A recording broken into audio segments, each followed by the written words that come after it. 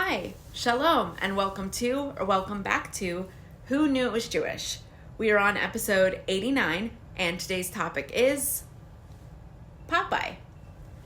Elsie Chrysler Seeger was born December 8th, 1894, in Chester, Illinois, to a Jewish family. Seeger's earliest work experiences including assisting his father in house painting and paper hanging. Skilled at playing drums, he provided musical accompaniment to films and vaudeville acts in the local theater, where he was eventually given the job of film projectionist at the Chester Opera House, and where he also did live performances. At age 18, he decided to become a cartoonist. He took correspondence courses in cartooning from W.L. Evans of Cleveland, Ohio. The Thimble Theater strip made its debut on December 19th, 1919, featuring the characters Olive Oyl, Castor Oylin, Harold Hamgravy, and many more. The strip was later renamed Popeye after the sailor's character that became the most popular member of the cast.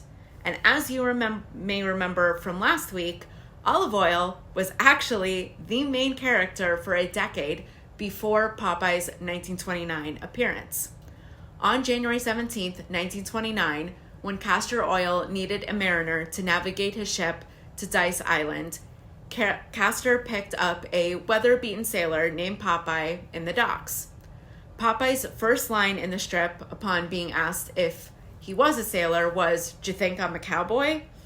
It is believed Seeger remembered a very tough laborer named Frank Rocky Siegel, who was also getting in fights, but also gave candy and treats to children, including a young Seeger. At first, Seeger intended Popeye to be a once-off character, but after large numbers of newspaper readers wrote in requesting the character's return, Seeger definitely complied and reintroduced Popeye as a full-time regular in August 1929. He eventually enabled the sailor to become the focal point of the strip. Seeger initially depicted Popeye as a quarreling anti-hero.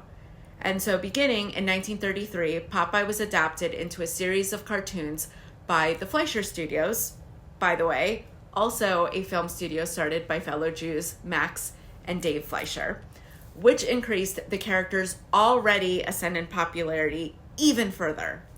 Popeye was also licensed by King Features for hundreds of toys, games, and other products. In 1934, King Features, noting the increasing popularity of the Popeye character with children, ordered Seeger to tone down Popeye's swearing and brawling.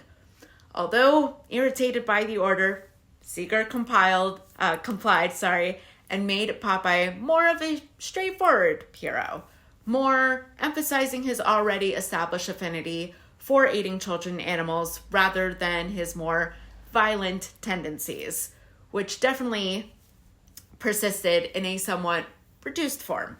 The commercial success of these products really ensured King Features paid Seeger highly for his work. By 1938, the syndicate was giving Seeger a salary of $100,000 a year. Seeger continued to produce Thimble Theater, aka Popeye, published in 500 newspapers globally by 1938 until his death. Following Seeger's death, Thimble Theater was renamed Popeye officially and was continued by several writers and artists, most notably Seeger's assistant Bud Sagendorf. The strip continues to appear in first-run installments on Sundays, written and drawn by R.K. Milholland. The daily strips are reprints of Sagendorf's stories. Thank you so much for tuning into today's episode. I certainly hope you enjoyed it. Make sure to tune back in next week for a new episode. Don't forget, if you have any ideas or suggestions for a future episode, make sure to leave it in the comments section, contact me through any of my social media platforms, or just simply email me at simplyhappymarlo@gmail.com. When I look into your suggestion, if I do see that it does have a Jewish history and background to it, I, of course, will not only make sure to make an episode featuring your suggestion, but I will also make sure to shout you out in that video. And don't forget, though you don't see it on me currently, we now have merch for Who Knew It Was Jewish. So I would greatly appreciate if you support this extra endeavor of this series. Go one step further by purchasing a product of your choice in the Who Knew It Was Jewish line. I certainly hope you support it and take a look. And thank you again so much for tuning in. I will see you all next time. Bye.